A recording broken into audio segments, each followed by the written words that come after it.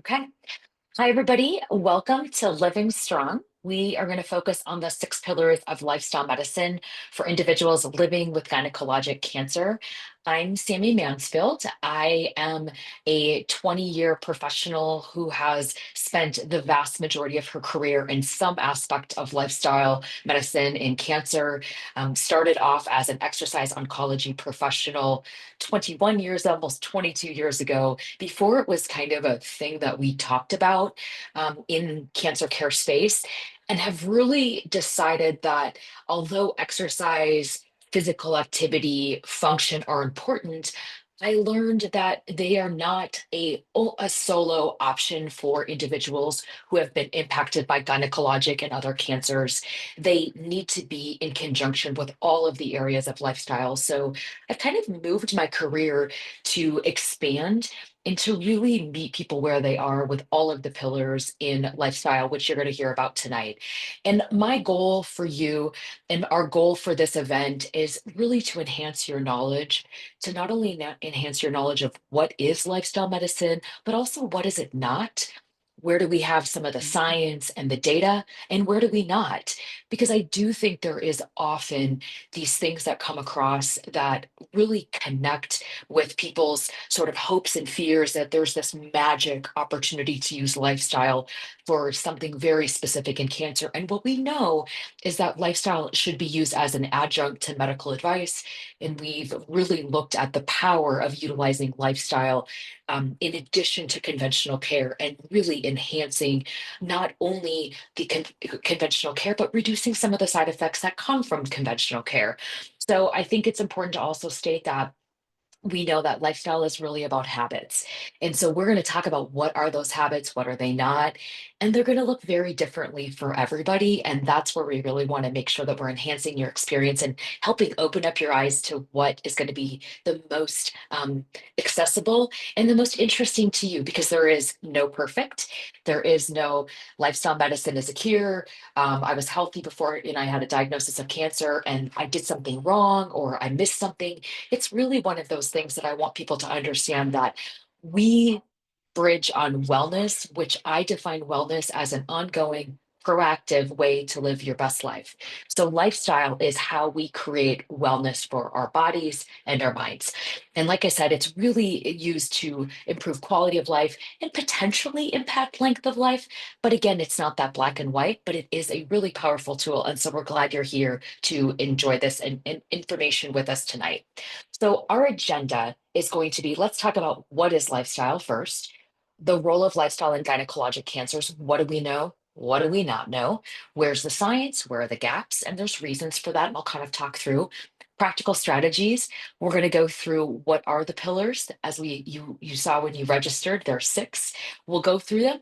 Then the second part of our session, we're going to practice some of them together. So you'll have a chance to really engage in lifestyle here this evening, or if you're viewing this recording at a later date.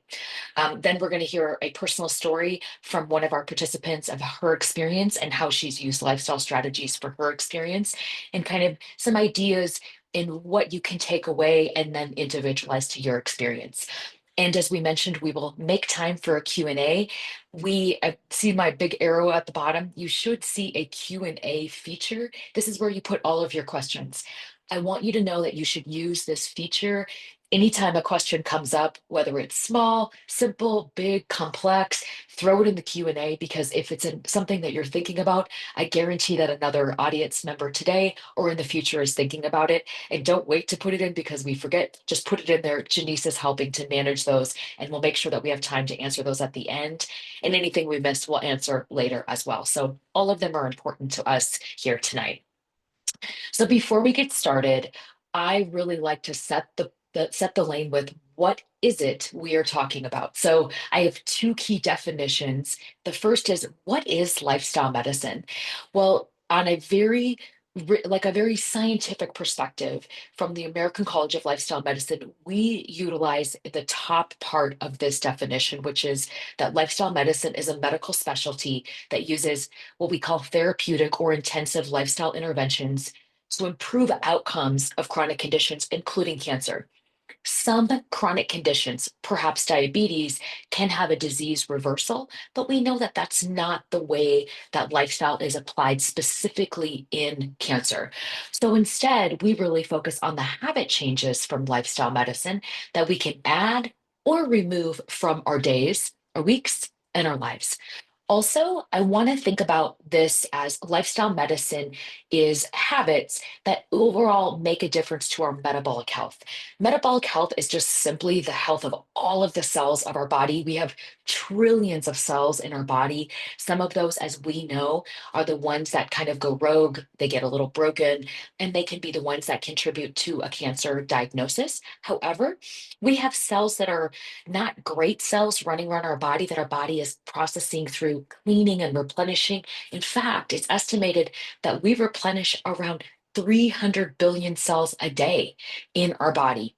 So, our cells are responsible for how our body creates energy, how our brains work, how our skin restores itself, our joints, our GI tract, every single thing. For the sake of conversation tonight, I also want you to think about your metabolism, how your body uses calories for energy and things like strength or endurance. It has a lot to do with your body composition and then also the quality of your skeletal muscle, which applies to our physical activity and exercise pillar, amongst others that we'll talk about a little bit more in detail. So, metabolic health overall picture, lifestyle medicine is our intervention or our strategies. So, as we mentioned, there were six pillars of lifestyle medicine that you see here. I want to tell you that I think all of these pillars are critically important to our quality of life. But when we really look at cancer specifically, we only have really strong data in nutrition and the exercise and physical activity pillar. And strong still is a bit subjective because we don't have an exact nutrition plan, an exact exercise plan. What we do know is that by following some of the recommendations, that you can again improve your quality of life and potentially impact the length of your life. The other pillars are important, but don't really have the data behind them from an evidence based perspective. It doesn't discount the benefit we'll talk about, but I just always like to say where the science is and also where the science is not. One of the number one reasons we don't have science in a lot of these other interventions, they're hard to measure and they're also hard to get funding for. So sometimes these limitations aren't because they're not important. It's just maybe where the research dollars are in cancer, which is really looking for treatment progression or treatment progress, excuse me, I'll clarify that about how we better treat the different cancers that are diagnosed. So let's talk about the pillars. I start with nutrition because it's the one that everybody asks about first. As an exercise professional, this was always a little bit of my sadness. I'd come and I'd want to talk about function, and people, well, what do I eat? What do I not eat? And so we're going to start here because it is really kind of the elephant of the room, I believe, is what do we know about nutrition? Well, I think it's important to note that you don't have to be plant only plant based. You don't have to be a vegan. You can have some animal products. Many animal products are considered to be safe for cancer. One of those specifically is poultry. We don't have any evidence that poultry is harmful. However, certain types of cancer, gynecologic is not one of these. We may have concerns about red meat. However, in the gynecologic cancer space, these are the recommendations that are the most important. Thinking about minimally processed foods and then a predominantly plant-based eating pattern. So you can have, of course, animal products. You could have beef, chicken, fish. You can have dairy products if you choose to, but we do want to have predominant plants. So I look at these three bullet points as the primary for how do we create an intervention, striving for foods with five ingredients or less. So there are things that are going to be in our shelves, in our pantries, in our freezers that are going to have more than one ingredient in them. Totally okay. But let's think about minimal ingredients, building your plate with plants first. So we get plenty of fruits and vegetables. And I'll talk about why that's so important for you if you are gynecological cancer. And then also we want to follow with lean protein, plant or animal, because that protein is going to be very important to growing and maintaining our skeletal muscle mass, which will be very important. And I'll talk about that here in a moment. A few other things that matter in nutrition. We want to have calories in moderation, meaning we don't want to overeat and we also don't want to undereat. It's actually really important for individuals who are in menopause, cancer or otherwise, that we don't starve our bodies because our body has a hard time holding on to that skeletal muscle tissue and our connective tissue and our brain health if we're undernourished. So we kind of want to think about moderation as a key strategy for nutrition as well. We can balance out the macros that we want. These are just some percentages if I have a few more nutritional savvy folks here. And then also think about this. It isn't about what we do, but it's also about what we remove. And sometimes it's removing some processed ingredients as a really key nutritional strategy. So let's move to the second pillar, which is physical activity and exercise. Now, I just want to say that any form of movement, anything that we do is always considered to be physical activity. So, brushing your teeth, getting out of bed, doing a load of laundry, getting dressed, all of this is physical activity. Exercise is something that has a plan, a purpose, a goal, or an intention. It is a activity that requires effort carried out to obtain a goal, which can be strength, endurance, improving fatigue or function, whatever that may be, that's all considered to be exercise. The exercise recommendations on the bottom right of your screen are the ones that we have the data and science behind, which is this very kind of seemingly obscure number of 150 minutes of moderate exercise per week based around heart rate. It's challenging, but I can carry on a small conversation. That equates to about 30 minutes 5 times a week or 22 minutes a day, should you choose to exercise every day. You can do your exercise in bouts of 5 minutes, 10 minutes, 20 minutes if you want to. It's really up to you. If you want to work a little harder and do less time, you could do 75 minutes of more vigorous, more breathy exercise each week, which equates about to 15 minutes a day. So just kind of seeing the difference. The most important piece here is actually that final bullet, which is to include 2 sessions of strengthening muscle building exercise per week. This is critical for a number of reasons that we're not going to get into every single piece of this tonight, but these are the movements, the exercises that build that muscle that really do improve your endurance, help you manage things like weight, support your joints, and also really help keep you functional long term. They are the ones that help you to not fall and the ones that will help you to get up should you fall. My little activity pyramid on the left is just a little guide of saying, hey, where do I start? Just increase your movement. Don't worry about fancy recommendations. We start at the bottom. That's the most important thing. And the other side we'll talk about in our unhealthy habits is to reduce true sedentary behavior. That often is going to be more important and more impactful than actually getting an exercise if you're just starting out. So I don't want you to think about, oh, I have to start exercising now. Sometimes it's just reducing that true downtime. So just think about that in the back of your mind as we go into the intervention sides of things as well. So let's talk about our next pillar, which is sleep health. So here's where we get a little bit less sciencey. We know we should have a good sleep quality. I do not use the word sleep hygiene myself. I think that signifies that we're talking about something dirty we're just trying to clean up.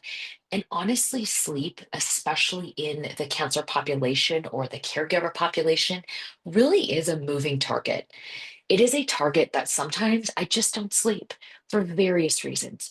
So I really look at these quality sleep measures and I really encourage us to figure out, let's strive for 3 of 5 of these on an average. Okay. So it isn't just about my perfect sleep regimen. It's let's try for 3 or 5. You might just be good at getting 7 to 9 hours, but you wake up 10 times. That may just be how your sleep regimen is at the moment. What also matters for sleep, and we'll talk again a little more about this, but I want you to think about our routines about sleep, what we do in the morning and the night, but also 2 other key pieces of sleep, and you'll see these pillars continue to come together, are stress management and exercise. So, not just vigorous exercise or not just moderate exercise, but even reducing our sedentary time is really significant to our sleep.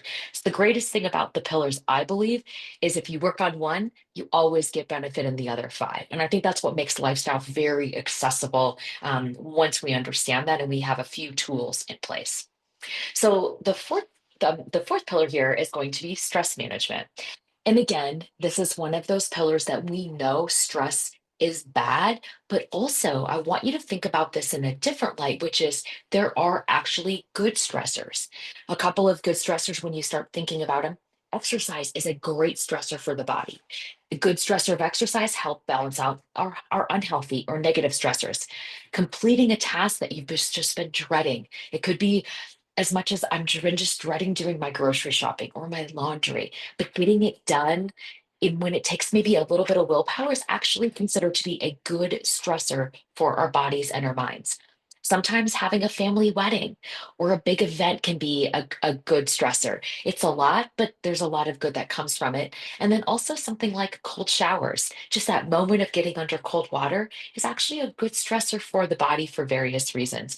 So again, stress isn't always bad. So I wanted to start with the good. We know that there is a lot of unhealthy stress. And honestly, I don't think there is enough time or slides to lay out all of the really difficult stressors that come with the cancer diagnosis. And so I know I won't be able to do that justice here. But just thinking about this, I want to say that I know that there is both acute and there are chronic stressors.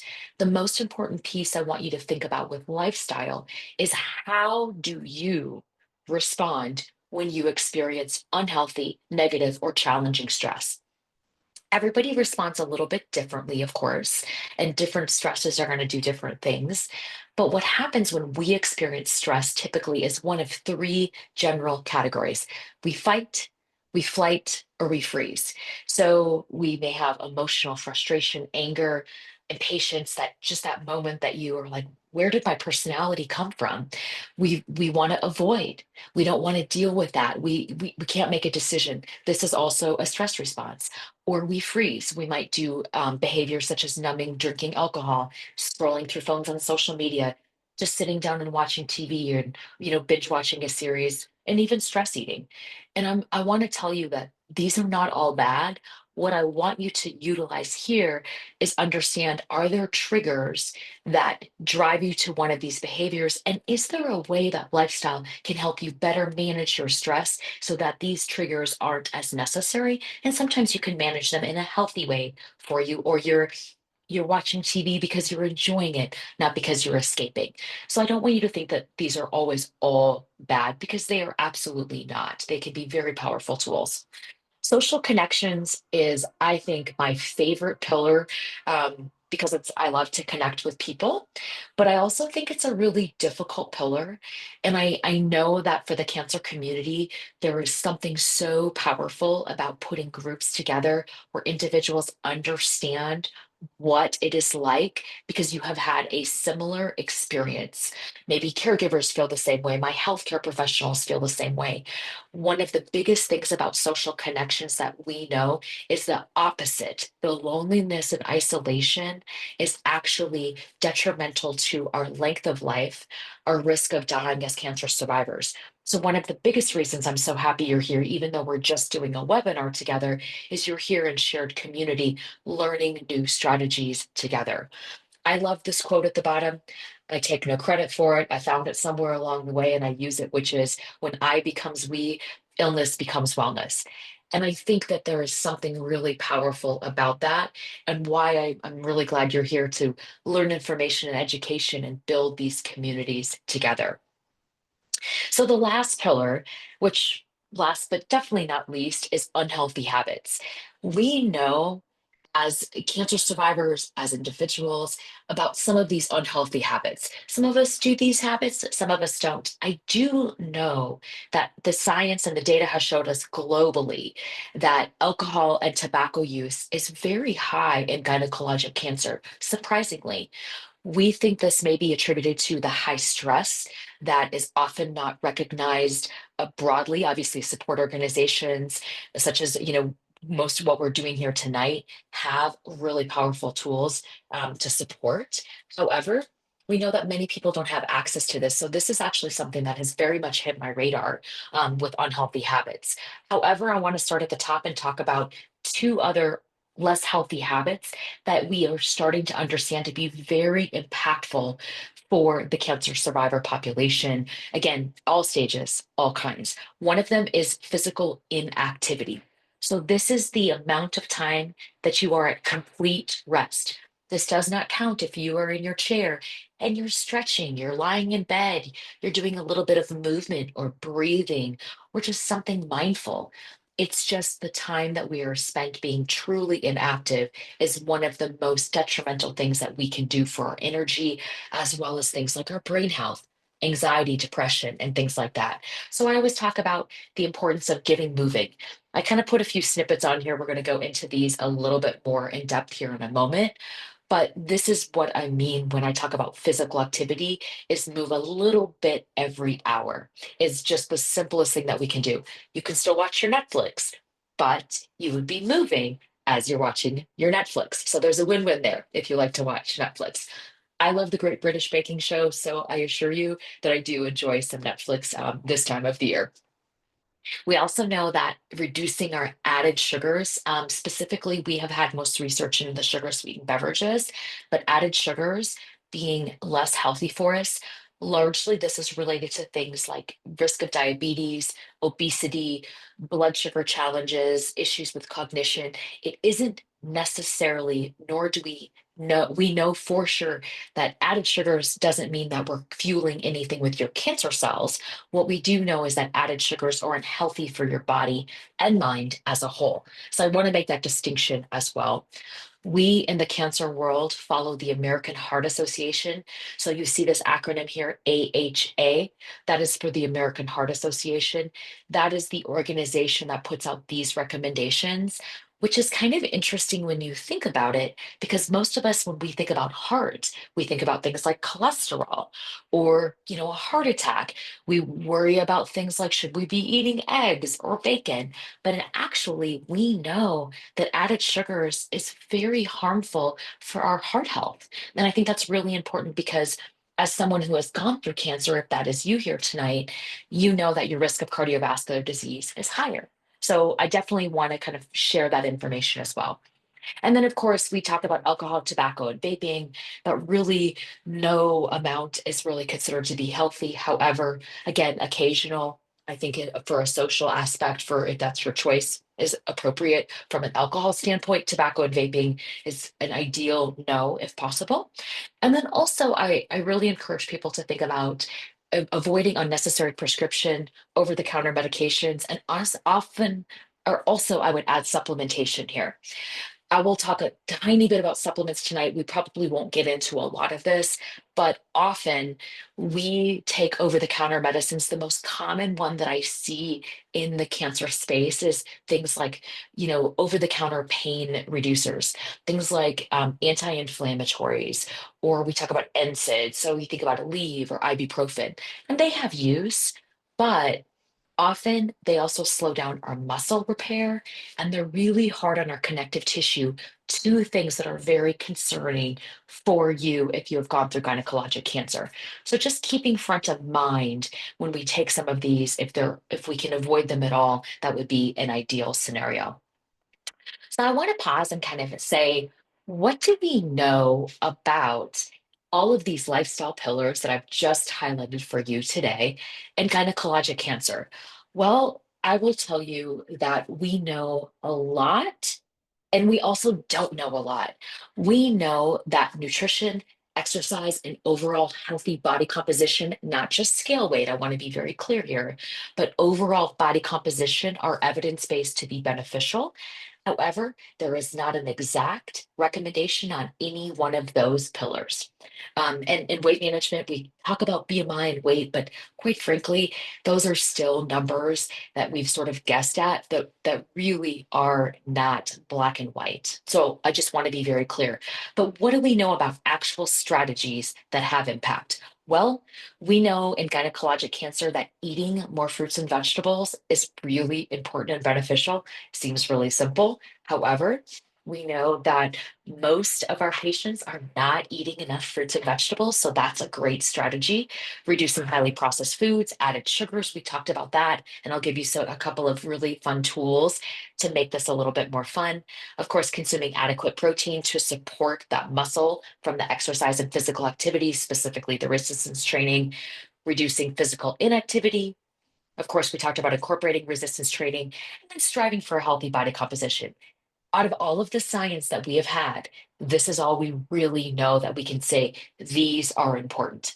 Everything else impacts quality of life, reduces symptoms, things maybe like neuropathy, fatigue, other sort of pelvic floor challenges, or things that may be related to our gut or our gut microbiome. But we can't really say do A, B, and C, and you'll have an amazing gut microbiome, and therefore.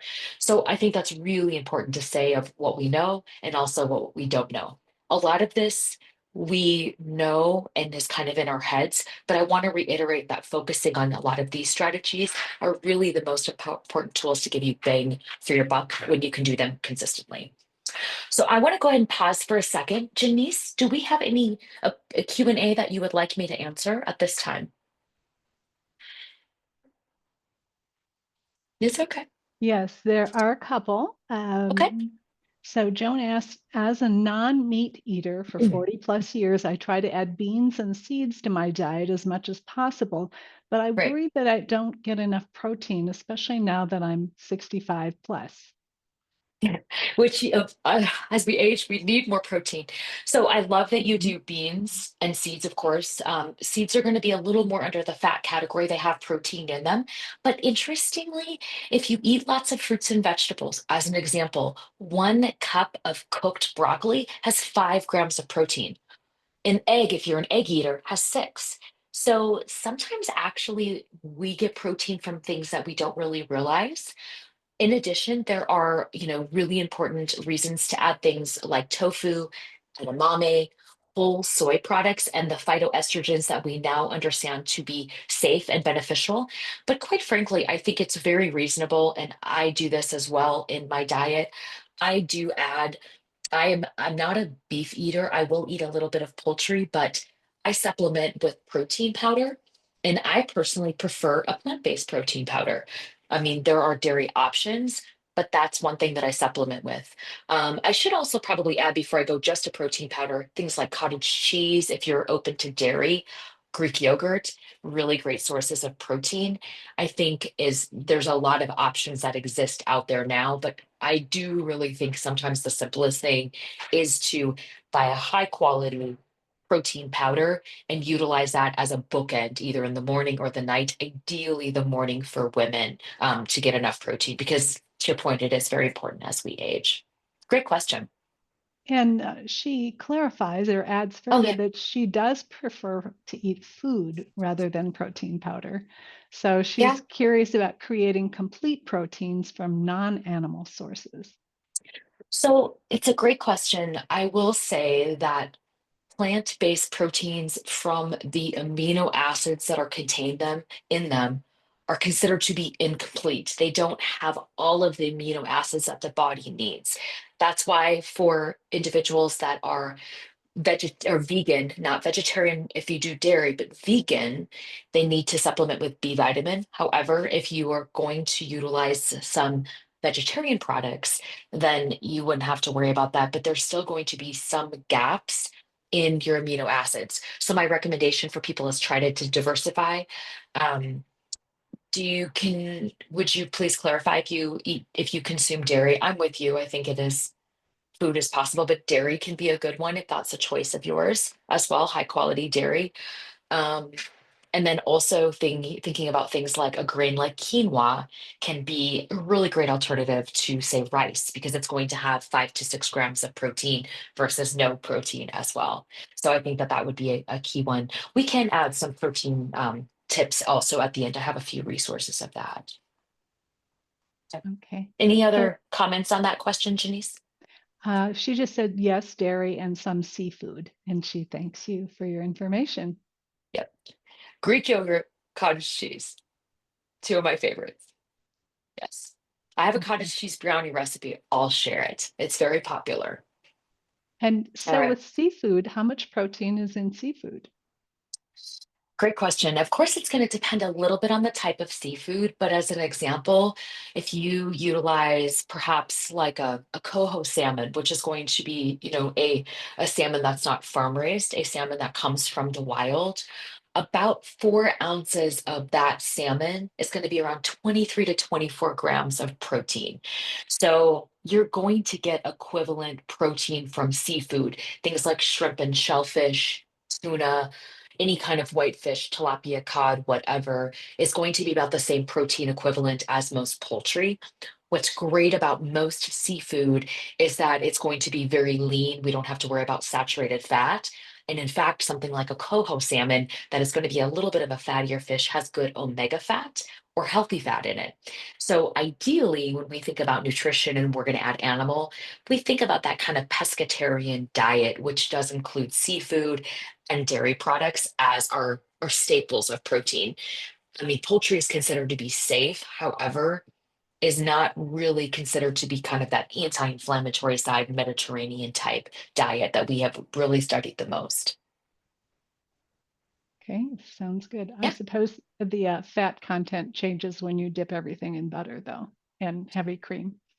Yeah, for so true. Yes. But Yeah. I would still argue, I mean, butter is a saturated fat, and we do want to limit our saturated fat, all of us, to 1 serving a day. But I would rather do butter than the fat-free products that we had. One of the things that we're really starting to realize is that I I was born in the 70s.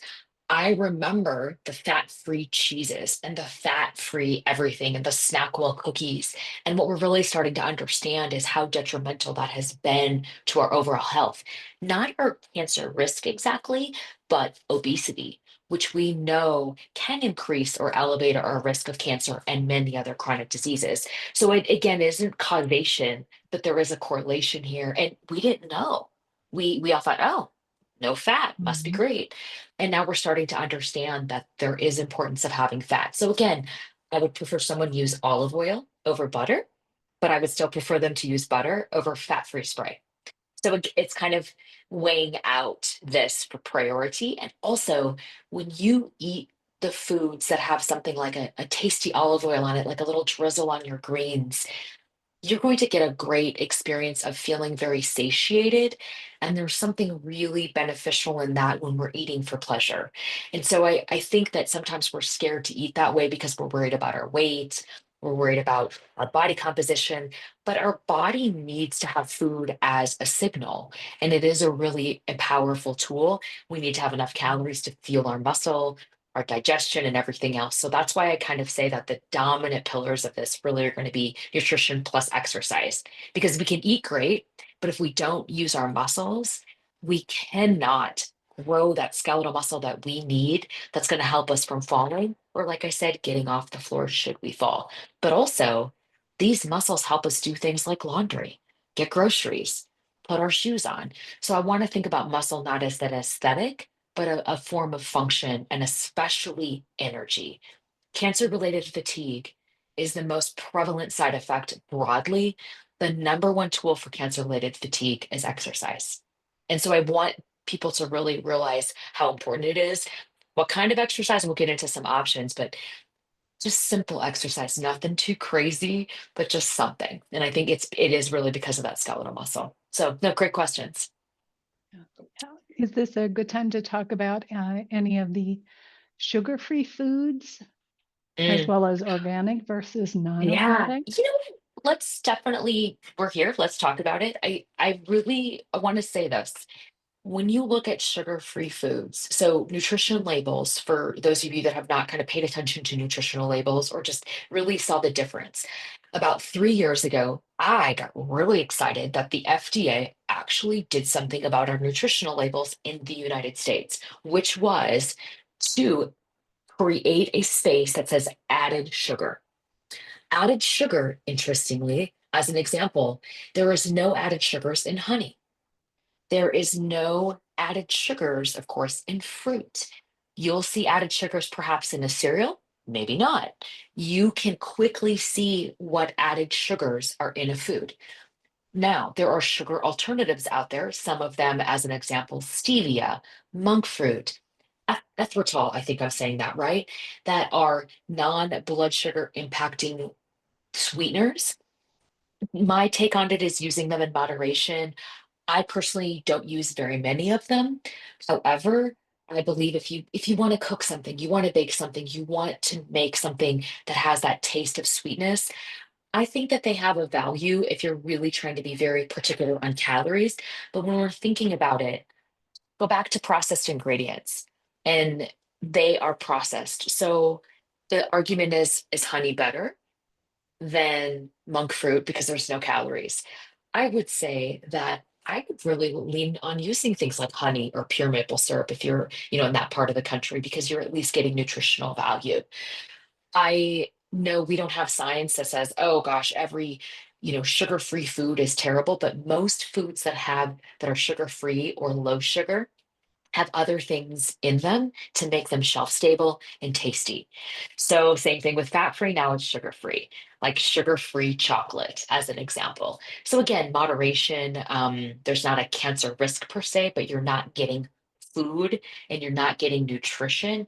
And that is what your cells need. So, kind of think about that when you're making those choices. Choose it for pleasure, but not to really fuel your body.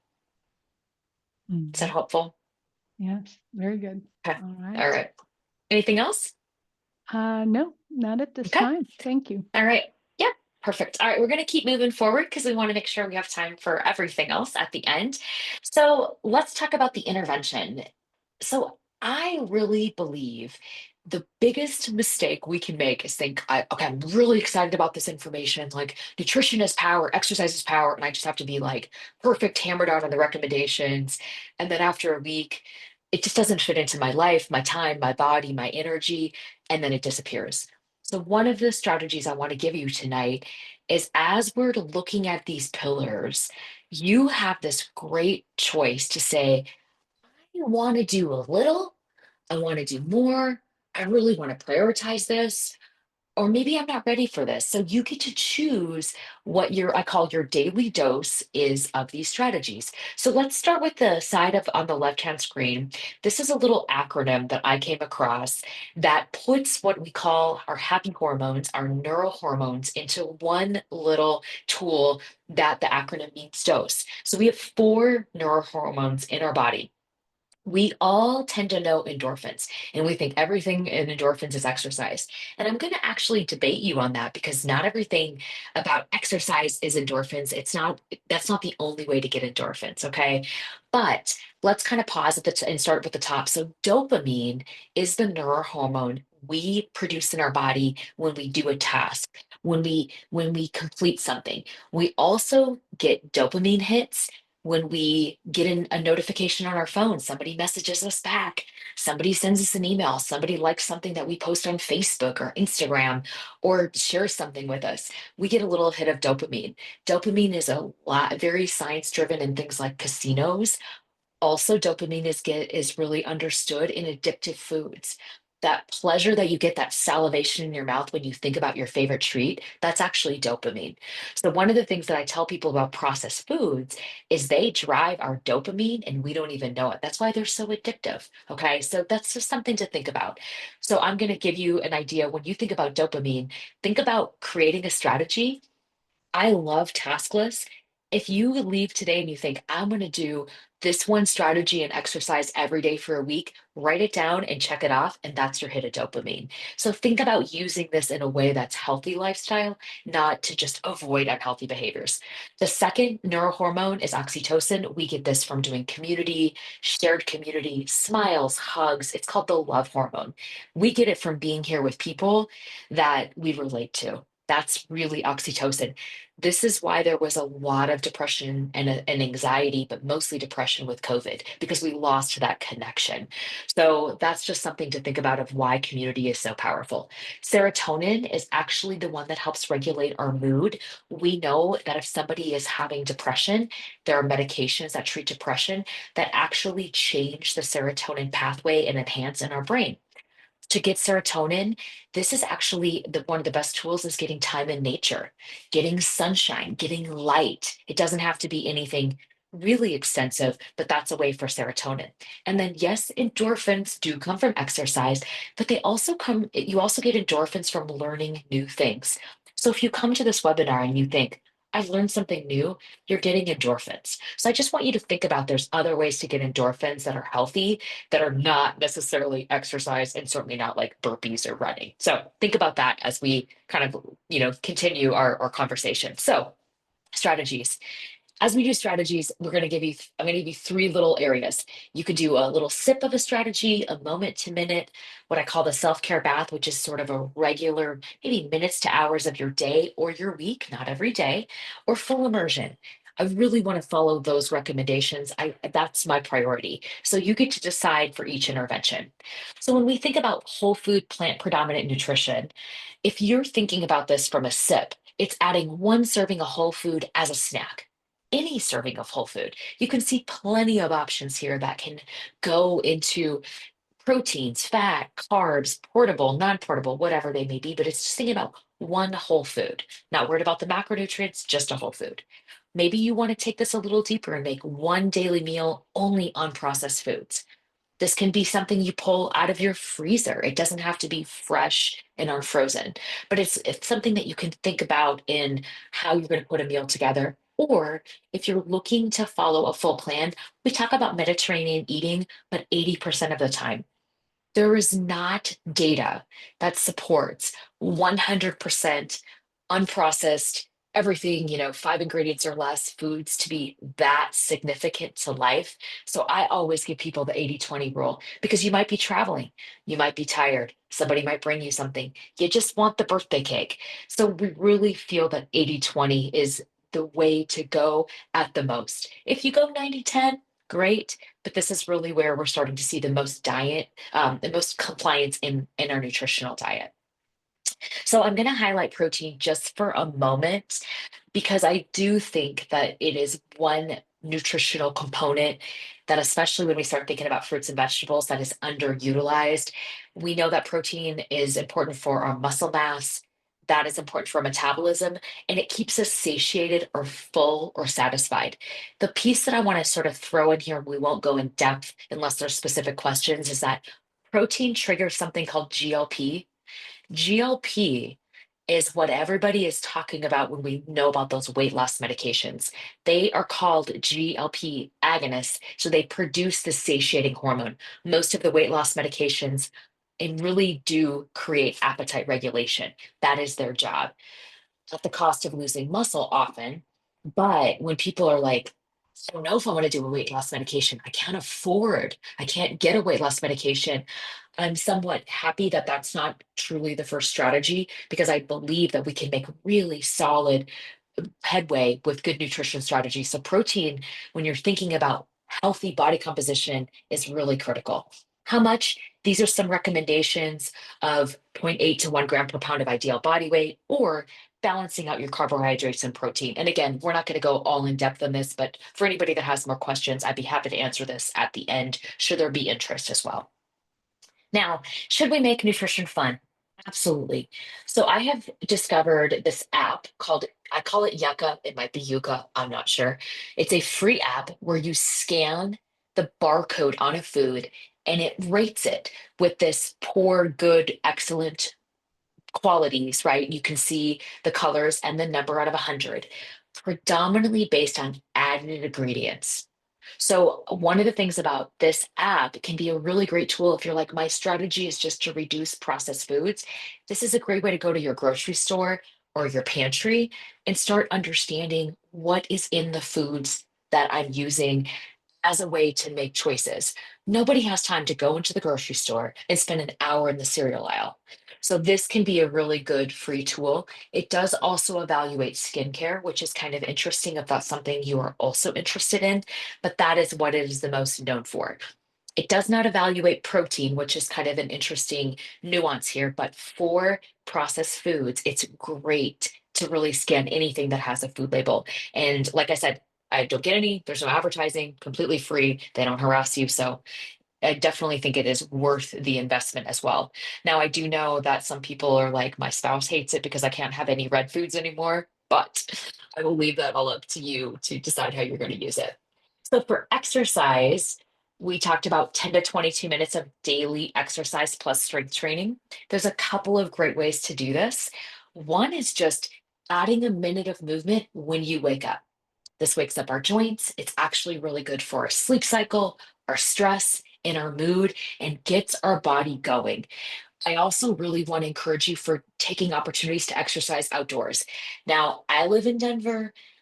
I know winter is coming. We are all feeling winter, that dark, that light, lack of light is really difficult. However, if we can just even get outside and take a walk down to, the end of the driveway around the block really does make a big difference for our brain and our body.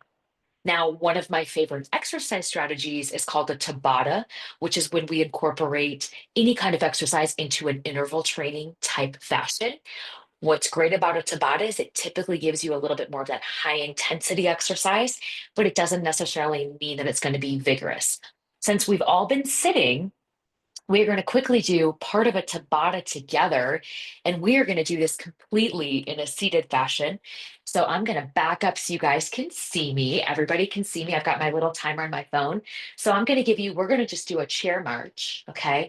If you don't want to do a chair march wherever you are, you could stand up and do an up march, or you can do a squat to stand if you want to. But I'm going to demonstrate this as a chair march because I think that too often we think chair exercise, that's not very challenging for my muscles, but it is. So, what we're going to do, we're going to go for 20 seconds. We're going to then rest for 10 seconds. We'll practice our posture, and we're just going to do this 4 times. So, we're just going to take 2 minutes together to do this. All right, everybody, get into position, pull your shoulders back. I'm going to turn my phone timer down. All right, shoulders back, abs tight. Let's go ahead and march. So you have a couple of options here. You don't have to pick up your legs very high. You can put your arms down if you want to, or you can even do arms if you want to. This works the abdominals, works the posture, or you can do both. So you're going to do 5 seconds. I'm going to put this down so I'm not being distracted by it. Three, two, all right, rest. While you're resting, squeeze your booty, those muscles that you're sitting on, squeeze your butt and relax. Squeeze your butt, pull your belly button in and relax. All right, we're going to march again. Here we go. So imagine you're watching your favorite show. You just put on this little timer and you could just start your exercise right there. You don't even have to set aside separate time to exercise if you don't want to. 5 seconds. Three, two, and rest. Good. This time, shoulder blades squeeze them together and relax. Squeeze them together and relax. One more squeeze. All right, here's our Tabata. Here we go. All right, if you want to make this more intense, I want you to try to pick up those arms and legs just a little bit more. If you're like, whew, my body is not ready for this, just slow down.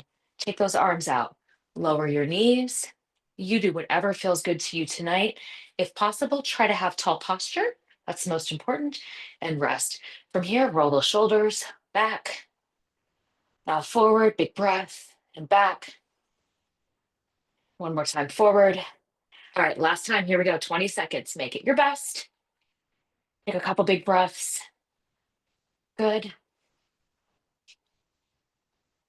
Definitely feeling this in my like hips and my legs.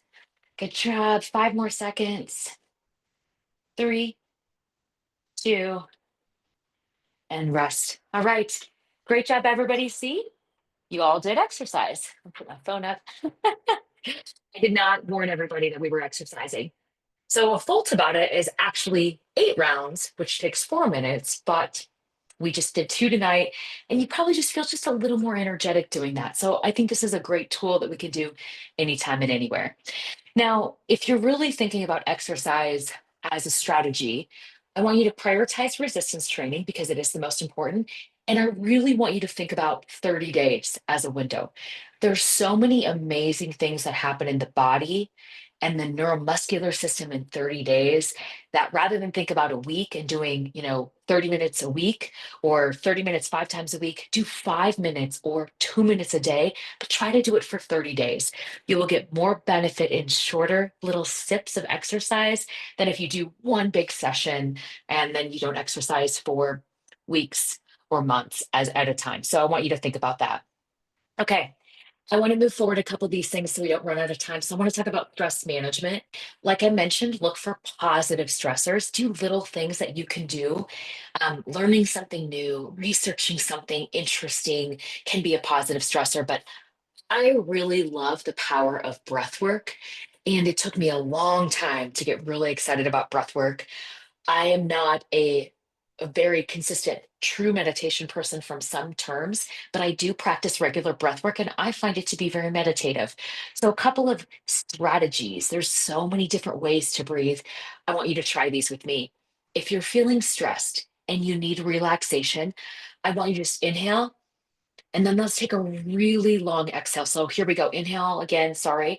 5 count exhale. Here we go. 1, 2, 3, 4, and 5. Let's do that again. Inhale, big exhale. 1, 2, 3, 4, and 5. Now let's flip this. And now let's just say, oh, I just need energy. I just need to get it together. I want to do this thing. So let's take a couple of quick sips of air. Just inhale again, and then relax your breath. 2 quick sips and relax. That is actually also what's going to happen when you take a cold shower is your body's going to take that quick inhale. It's trying to gather that energy, and that sustainment can be a really great tool. My last one is what I call the happiness breath, which is our audible big sigh. So you just inhale and then so just try that with me wherever you are. Just inhale. Oh, it's like also watching funny animal videos can be a great tool. But these are some really good tools. I have box breathing here, yoga breath here. Any tool that you can do for breath work is going to help you manage your stress both real time, but then also when that stress response comes. And then having a daily, regular practice of 3 areas, not a daily practice of stress management, but the 3 areas that we've seen to have the most data or the most efficacy is going to be gratitude, a meditation focus, either with a video or just your own mind, however that works, sitting outside, or a journaling practice. So, having a daily habit of one of these is very, very powerful for stress management as well. So, again, it kind of depends on where you feel you can be consistent as well. But these to me are the effective tools of stress management, not the don't stress. Never tell yourself don't stress or tell others to not stress because we know that that is not a strategy. That is a very harsh way of handling stress and something that we want to really get away from, really across the world. And I know that I want to kind of throw that out there because I know a lot of people say that. For sleep, I talked a little bit about this earlier that a lot of things come from the other pillars, but the most important things I want you to think about is having a morning routine and an evening routine. These are much simpler than people think. Morning routine is really simple. Drink a glass of water because we get dehydrated overnight. Try to get light within 5 minutes. Artificial works because guess what? It's going to be dark for a lot of us very soon if it's not already. Move a minute. Remember, we already saw this. And then also, mindset is really important to wake up our brain. This can be something like having a daily mantra, telling yourself it's going to be a great day, listening to something that you enjoy, reading something motivational, whatever that is a great morning routine to help set us up for a good sleep routine. The most important thing about your sleep, of course, setting up your sleep environment. I think most of us know this, but thinking about what you're doing for the last hour of your evening. If you can't do an hour, because a lot of times we are so busy just sort of squeaking out things, even 15 minutes or 10 minutes or 5 minutes doing something that's enjoyable. If you don't find that time, I encourage you to just think about having a consistent evening routine, putting your pajamas on, brushing your teeth. Do you put chapstick on or put lotion on? Or what is that little routine, that just quick thing that you do every single night that will set your body up for bed? Try to get consistent, even if it's just something that you're already doing, but put it into a regular regimen. You'll find that that can be very helpful, even in the last minute. And then, of course, prioritizing sleep. We do talk a little bit about supplementation. Like I said, we're not going to talk in depth about it, but I prefer magnesium over melatonin because our body can get disrupted in melatonin cycles, especially after cancer treatments. So that's sometimes why I recommend that instead of melatonin, just in my mind as well. All right, I want to get through our last one so we have time for everything else. So, for social connections, I actually want to drive you all the way down to the last bullet here, which is when we learn about lifestyle and you're here in this group, I want you to think about how you can carry lifestyle forward for others. And so sometimes it's building a community around lifestyle habits. It's great to go get a cup of coffee and lunch, but can you also take a walk? Or can you do an activity together? Can you talk about a book? Can you talk about a podcast? It doesn't have to be active, but the focus and creating connection can be really powerful and to create shared community around something beyond just talking about example and talking about cancer as well. And then lastly, I want to say avoidance of unhealthy habits. We talked a little bit about this. I think the biggest tool that I give people is, related to the added sugars, looking for replacements. This kind of goes back to Janice's question about alternative sugars or no sugar things. Honestly, it's a better place to start than going cold turkey sometimes. And so sometimes that replacement habit can be very beneficial. I really encourage us all to think about how we can reduce daily true inactivity. As I mentioned, it doesn't have to be standing up, it can be that chair-based exercise, but that can be a really, really powerful tool for all of us as well. Okay, last thing. I want everybody to identify in their mind, think about one pillar that is going to be your priority. Maybe it's a pillar you're already doing, but you're just going to really dig in deep. Maybe it's a pillar that you've thought about, but you didn't think about it in the way that I was shared tonight. What is going to be your one priority, your level of intervention? And I want you to think about something that you can do for the next 30 days. Doesn't have to be a lot, but something that you really want to work on for the next 30 days. And I encourage you to write it down and also share it with somebody because that will help build in both community and accountability, which we all need as well. Okay. All right. I am going to, we have our special guest here, Trish. So I'm going to go on mute. I'm going to unpin myself and pin Trish. And I would love for Trish to be able to share a little bit about her story and her experience. And I've really enjoyed, getting to know just individuals through the cancer experience has always been one of my favorite parts and getting to know stories because I always take some piece from these stories and kind of am able to utilize that in my future conversations with other individuals, clinicians, and the like. I do think it is important to remember that, this is one story, and although you may have shared experience, everybody's story is going to be different. So as you're listening to Trish, find the ways that you can connect, but just keep in mind that your experience may feel different. There may be something that you learn and take away, but there also may be something that doesn't quite connect. And that's why we want to be here creating this education as well. So, with that said, I'm going to go on mute. I'm unpinning and I'm going to pass it over to Trish. And I'm stopping to Awesome. share. Hold on 1 second. Lost you. It's not you, it's me. There you are. 1 second. Here you go. All right. There you go, Trish. Thank you. Awesome. Thank you, Sammy. Um, so first of all, it's just an honor that I get to share a story because stories are healing. I think, stories, books, are life changing because it's knowledge and information that I wouldn't have before. And it's taking, my cancer diagnosis. What I think I'm going to do is I'm going to give you a little bit about before diagnosis and then my treatment and then what I'm doing now. Um, the same song and dance. We just, a lot of things. I wasn't feeling very well. But I thought I was an athlete. I thought that maybe I was doing exercises wrong and I had incontinence. And, it was like, well, you've had two kids naturally. And, just things, are in that chakra, that part of your body is just, it needs to be wakened up. And, so just these little things that just kept popping up. But I'd go see the doctor and it just made sense.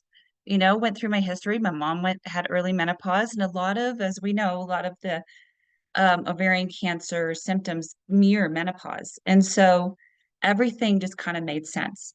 And my doctor of, now 20 years, it just was that cancer was not even in the wheel well. It was like, just because like I said, I was an athlete, kind of stress free, I wasn't very high stressed.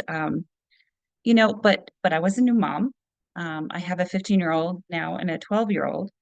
And so, looking back, I go, I didn't sleep for like 10 years, like really didn't sleep for 10 years.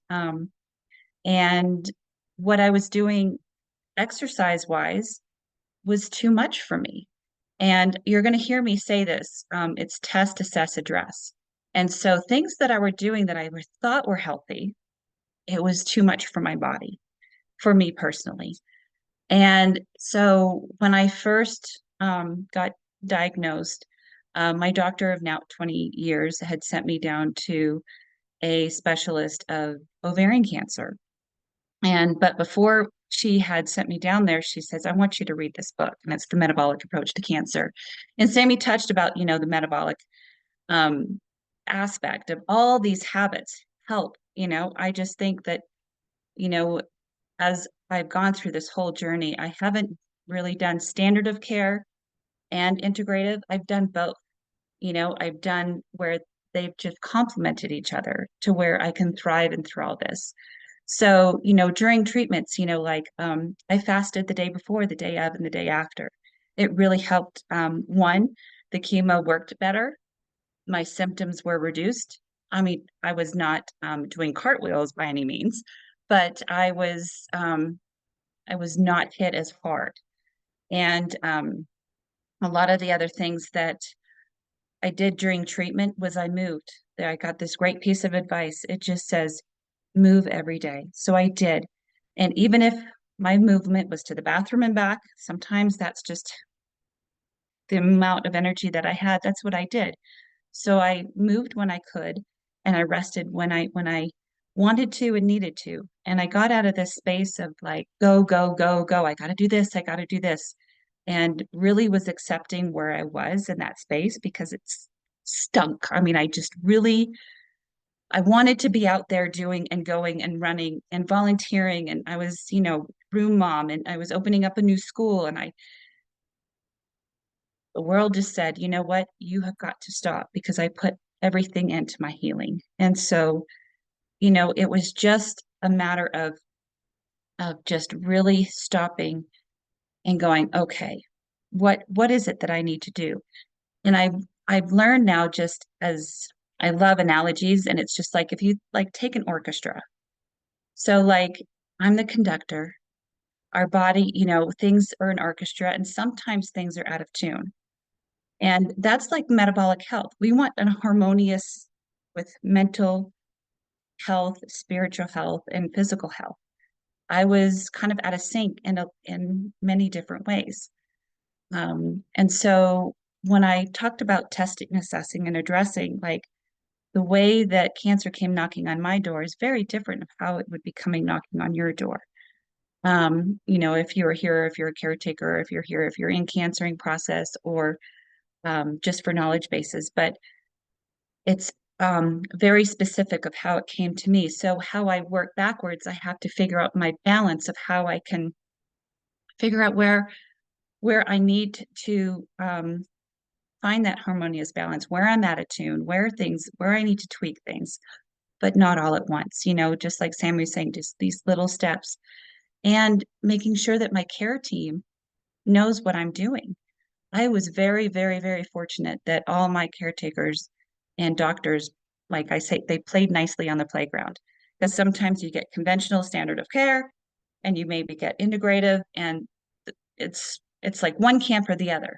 But that's just, that hasn't been my case. And if there's one thing just that I recommend is get a very supportive care team. You're the CEO of your health, and you get to decide who sits at your table. And we know our bodies so well. It's just like we have this intuition. It's just like, and when sometimes doctors aren't really listening to what's going on, you get to find a new doctor. You get to get a second opinion. And you get to bring what you think to the table, just because the knowledge that you have is so beneficial to bring that to them. And so, it was just, having cancer at 43 was a shock. but I never fought it. I embraced it. It was, you know, something that we just tackled as a family. As we know, it's just not a disease. It affects the person. It affects everybody in our, you know, around me.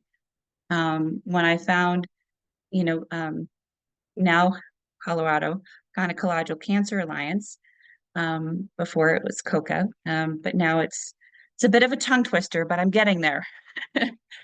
CGCA. Um, it was a community where just I got lots of amazing support and resources, and I just was able to continue. And the stuff that I'm learning now, I'm able to gift that back.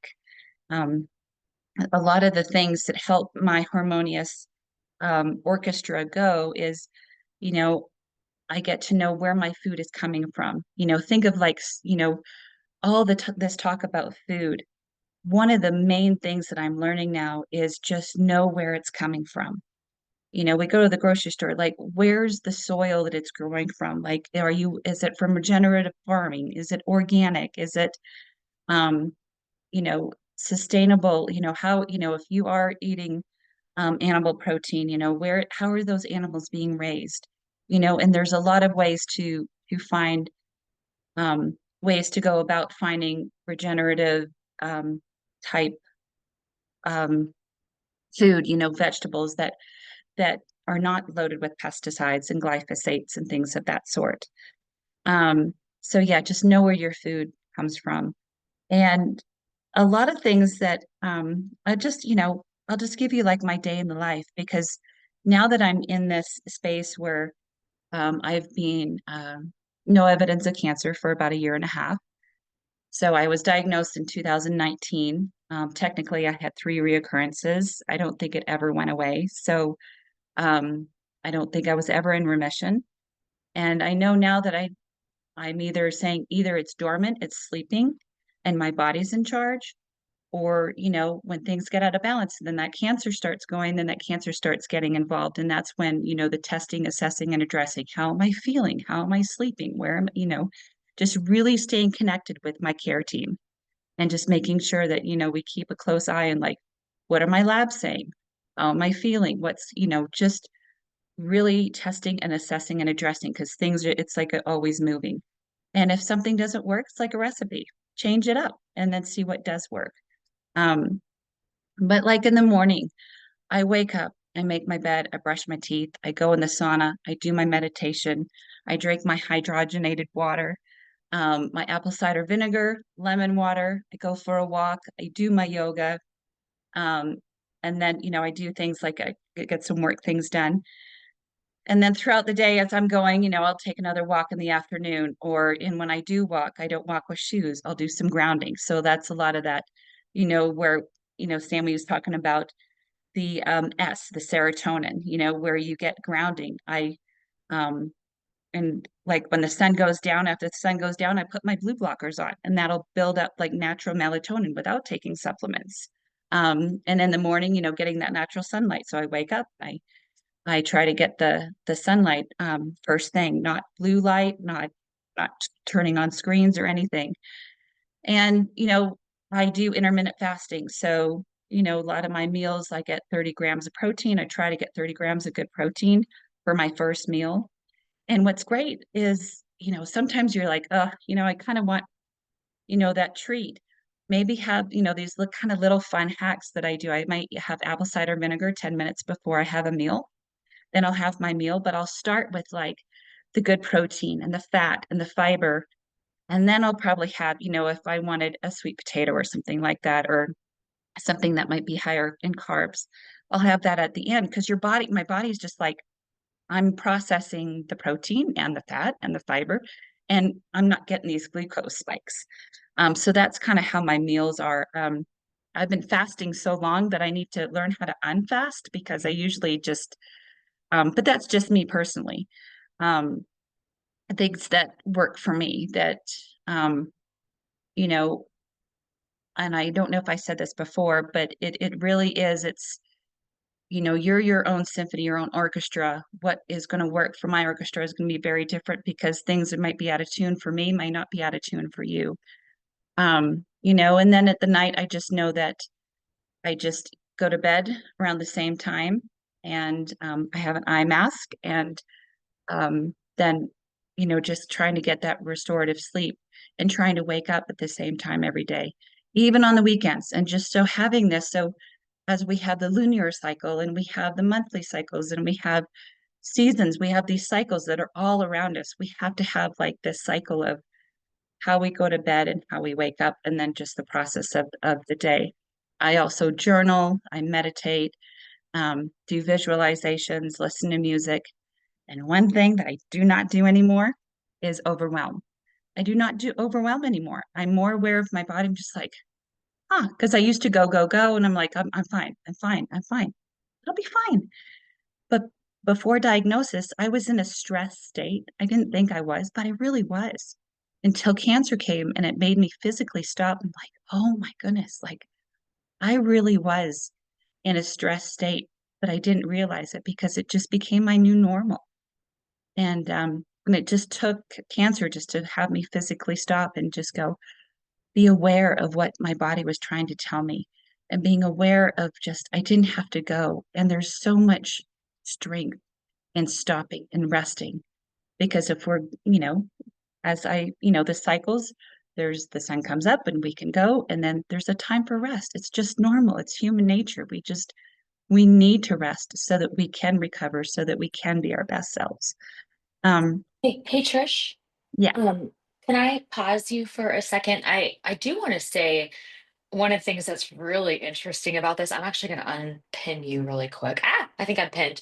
I really appreciate, I don't know if the audience kind of heard this, like how many of these like things that you were incorporating in different ways and like and you notice that like yeah my exercise might look different but I'm still really thinking about sleep and the sleep masks in the dark room and some of us like sleep masks, some of us don't. I love a sleep mask, I like a weighted sleep mask, but Mhm. just kind of thinking about all of these sort of like the menu really looks different for everybody. I'd be kind of curious, Trish, to know if, like what your thought is on this. I was talking to someone recently about lifestyle and they were talking about this nonprofit that they have that's really focused on feeding individuals that don't have access to food. And I thought that was really interesting. And my comment was, I really feel like people are very hungry for health, but how they are fed is very different, right? So, Mhm. can you give a perspective about just thinking about this from maybe if someone has 5 minutes and or they don't have maybe the time, is there one thing that you found to be the most important, kind of like a default for you out of your list? So one thing that is the basis to everything that I've heard over and over and over again is sleep. If Mhm. we get the restorative sleep that we need, the next day, our choices, our decisions, we have enough energy to move. We have enough energy and the cognizant of making those good, healthy choices with food. Mhm. Um, Yeah. and it does, yes, it totally looks different for everybody. Um, and that's one thing that, that I hope people take from it's just, I've been at this a while, and I've kept things that have worked. And how I know they work is I feel better. I'm motivated. That motivation of when I feel better keeps me in Mhm. that space of just keeping that habit of doing it over and over again. And then when I don't do it, then I'm like, oh. And even you can tell, you can ask my family, like, if I don't go in the sauna in the morning and I'm a little, that's where that's how I start my day. If I don't get that in, which rarely, rarely ever happens, they're like, Mom, I think you need to go in the sauna, So just having that awareness, of, Right. And actually, routine. It sounds like one of the yeah. things too is routine. It's interesting because lifestyle, and like when I talk about lifestyle medicine, there's a book. If anybody, here has wants to think about a good book to read, there's a book called James Clear. It's called Atomic Habits, and it talks about building habits. And it talks about the quote is, we don't rise to the level of our goals, we fall to the level of our systems. And so I hope that people take away what's that one little thing I can put in or take out of my system of my day that works for me? And I think that that's one of the kind of the really key things here. In the interest of time, Trish, I want to say thank you for your story, and we really Of course. appreciate, you sharing your perspective and kind of tying in also your routine and covering all six pillars in in one way. Janice, is there any questions that we need to answer for the anything else that's pending? I haven't seen anything. Anything you would like us to add? You're on mute still. All right. There are no other questions that have come in, at least at this point. And Okay. so I really also appreciated Trish's advocacy for people choosing their healthcare and their social support team in a way that is meaningful, and also a team that collaborates and listens and learns together. I know in our organization, our care partners in terms of physicians and specialists really appreciate that. They want patients to come forward and share what they're doing and be able to have an opportunity to talk about what's effective, what's safe, and how it all works together to support their well-being and recovery. And Trish, I also like that you brought home the point that how our bodies respond to different things is unique to us, and with regard to what works well and what doesn't. One of the things we talked about is, how long we're willing to try something to find out if it really works, and to have some commitment to that. So that's really important. So I think overall this has been wonderful. Lots of great information, things that I know personally I want to incorporate, and see what a difference it might make in my own life, in my own Excellent. health. Yeah. Yeah, for all of us. Well, we are all in the stage of trying to risk reduce cancer and chronic disease, had a diagnosis, or in the survival, thrive, managing, advanced. And Mm. so these strategies are important for all of us. They're critical for caregivers. We know that caregiver health really takes a toll. Mhm. We know our healthcare professionals, our allied health professionals, we just know kind of where the world is. I think sometimes some of these seem a little daunting, so I say start easy, start simple, and build small habits, and then you'll build in the bigger habits. Obviously, we've got some resources to share. So for everybody that is in attendance and those that registered, we'll share the recording and some additional resources after. And then, of course, we have a lot of evergreen content. So I just want to thank everybody for coming. I want to thank, of course, Trish and Janice for helping co-host and lead this and inviting me. I love this work. I love talking about it. I obviously could talk about it all day. Thank you all for participating. And I hope everybody has a great evening, or day or week, wherever you are. And so thank you all so much. I have a quick question Thank you. for you. As Mhm. far as contacting you, that information will be on the slides. So if people have follow-up questions,